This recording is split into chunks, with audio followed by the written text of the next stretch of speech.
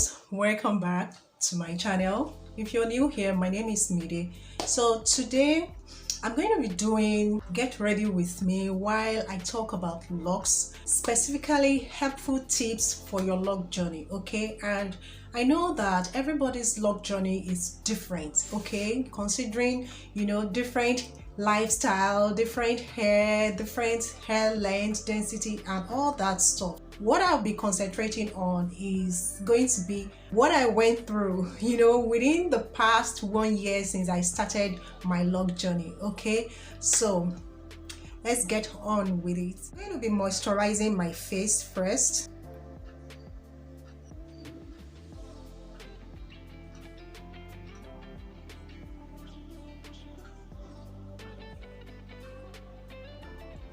So my face has been cleansed prior to this stage, so before I apply any makeup, I'll just moisturize it first. Okay, one of the things that we get bothered about when it comes to lock, especially those that are just starting out, which of course it was what I felt initially, because I was so concerned with perfect look, perfect hair, and my hair looking sleek and laid back.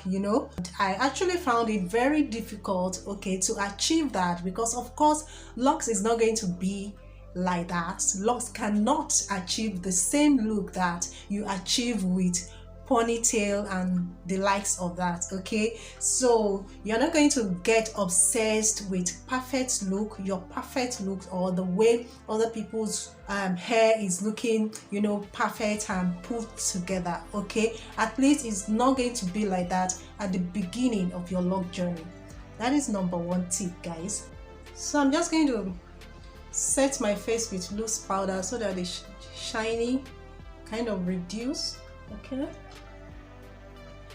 number 2 point is that you need to concentrate more on other things in your life. As at the time I started my lock journey, it was actually what prompted me to start my YouTube channel, even though it has been on my mind to start, but I didn't know what to start with. I first of all thought of self-development, because I am always inspired by other people, and at that time too I was learning a lot of things and I was developing myself, and I felt okay, I could share this with others and let them be aware, because of course some people are not.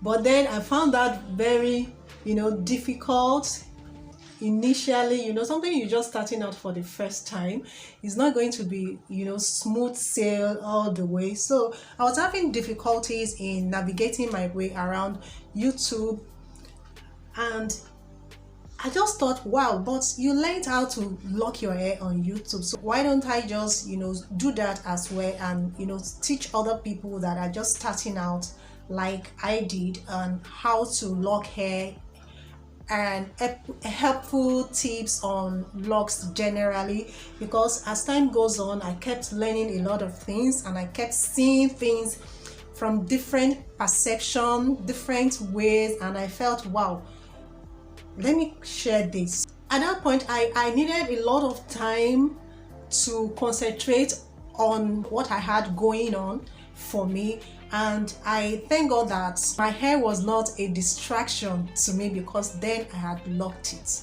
Okay, so you will need to concentrate more on other things in your life and let lock do its things. Okay, let it do its things, because it has a lot that it's going to be doing. My children broke my glasses yesterday, so I'm not going to be paying more attention to my eyebrow because I cannot see it that well. I think it should be okay now. The next tip that I have for you now is that you should pay more attention to other things in your life. Okay, like when I realized that I now had so much time in my hands to do things, then I started thinking of things that I would love to do, things that I wouldn't even have thought of. Then I decided, oh, why don't I just learn makeup? Because honestly, I'm not a makeup person from start. So I used to be someone that would just draw eyebrow, use powder. I was not using foundation or any other primer, all those things, concealer, and no. Okay, if I need to go to any special occasion, I will get someone to do that for me, and that was like in a blue moon. Okay, in a blue moon, when I realized that I could learn other things, so I started doing that, and I started learning so many other things in my life. I was able to pay 100% attention to other areas of my life. Okay, so if you have something in your mind that you feel you want to explore or get to do, you know, something that you're going to benefit from, something that is going to make you a better person in your self-development, you should concentrate on that, because LOC is going to afford you much time to do that. Okay, number 4 tip is that you should try and grow a healthy LOC. One of the ways that you're going to be achieving that is less manipulation. Okay, there are some people that this is going to help a lot. Those that have gotten overwhelmed with, you know, having so many things to do with their hair, and all the time, every time, and of course, you know, too much manipulation affects your hair. It does affect hair. It might be something that you are not so conscious of initially. It might not show immediately, instantly, as you are manipulating it, but as time goes on, the effect will start showing and you will not like it. But when it comes to LOCs, one of the benefits of LOC is that it requires less manipulation. But if you go all the way and you start doing all sorts of things to your LOC, you might not enjoy it because of the way it will begin to look and the kind of things that will start happening to your LOCs. Your LOC might start pulling out, especially if you have thin hair. Okay, and if you do too much style to it, you might start experiencing breakage and thin hair as well. Then your edges too will start getting affected. That is if you manipulate it too much. So not manipulating your LOC too much is an healthy way to maintain your LOC. And then another thing again is LOC growth, giving your LOCs the chance to grow beautifully well. You know, when I was growing up around that early 90s or thereabouts, yeah, I think so, I was in secondary school, and at that time, I don't know if it was before that time or after that period, but there was a particular period that people were so obsessed with Fulani hair growth. Okay, and there was this thing going on about what they used to grow their hair. A lot of people thought what they used has a lot to do with weed and some kind of ointment or whatsoever it is that you combine. But I remember perfectly well that people were going about looking for it and adding it to their pomade, adding it to their hair cream and all that. But of course, they never achieved the same thing. Okay, I've come to realize that this is what made their hair to grow that much. You know, less manipulation.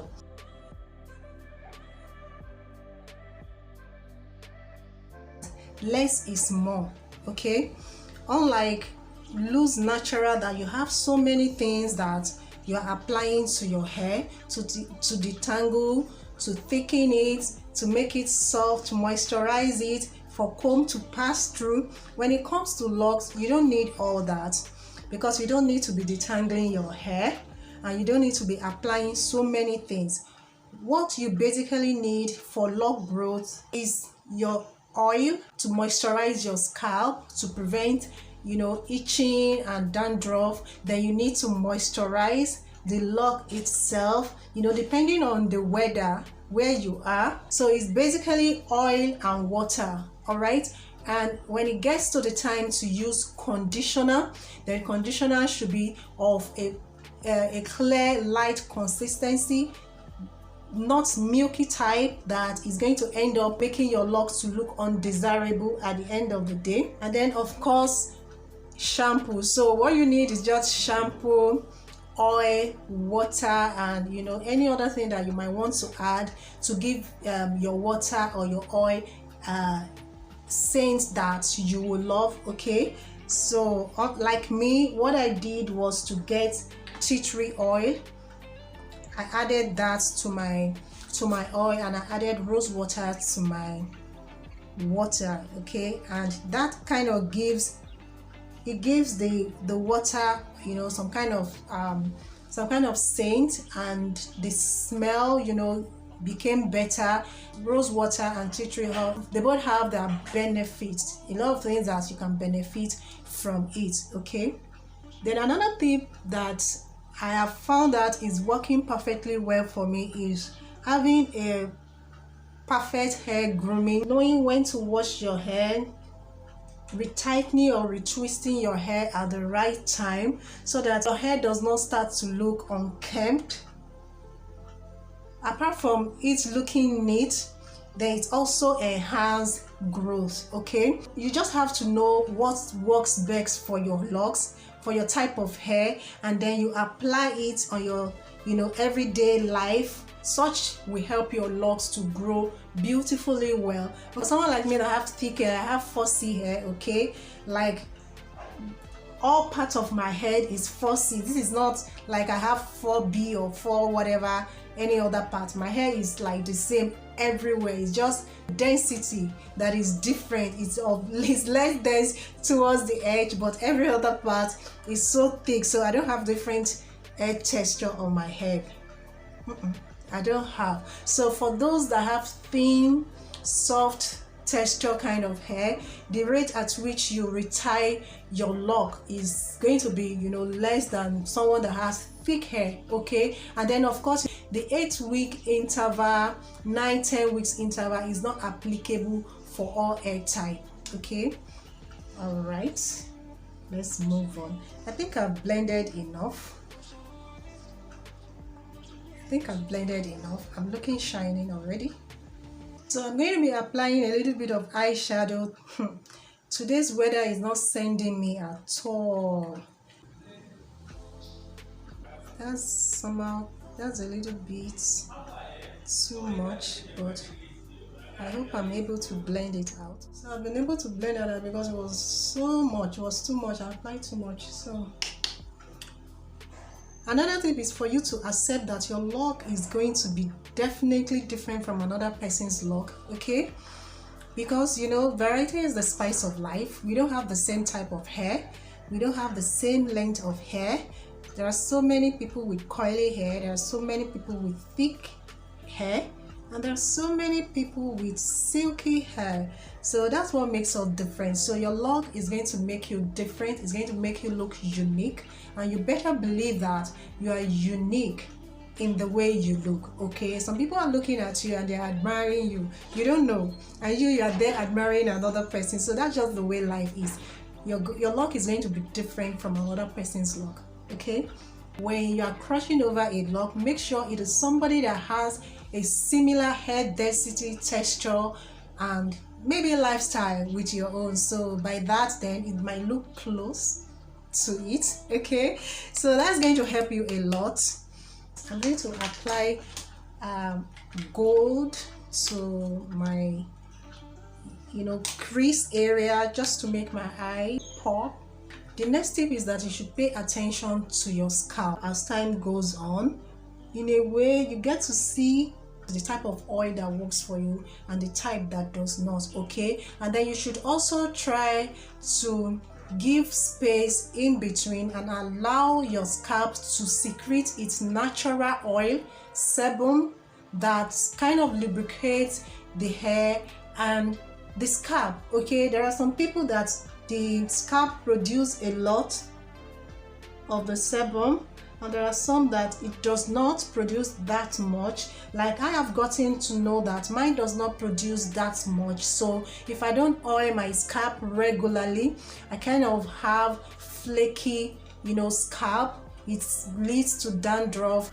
If this kind of thing continue and you leave your scalp unoiled for a long time, then the flakes from the dandruff might get into your newly formed locks, and that's going to be a bit difficult to wash off, to remove, especially if you did not take note of it on time, or if you're the type that does your hair at home yourself. All these kind of things are things that you might not get to see on time. Of course, you will see the ones at the front, okay, but you're not going to be able to see the one at the back except you are intentional with that.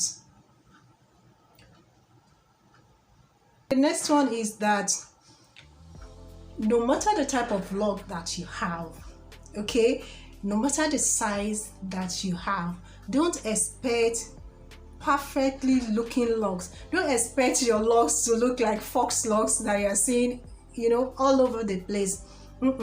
There's no such thing as perfect locks, okay? No such thing, because of course you know that no part of our body is perfect.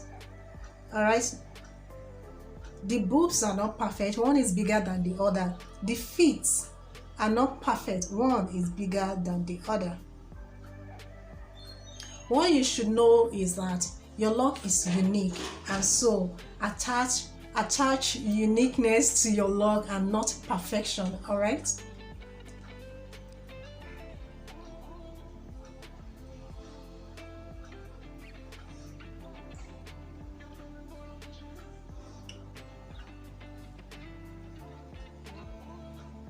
Okay, I'm going to be applying this one now to highlight other areas.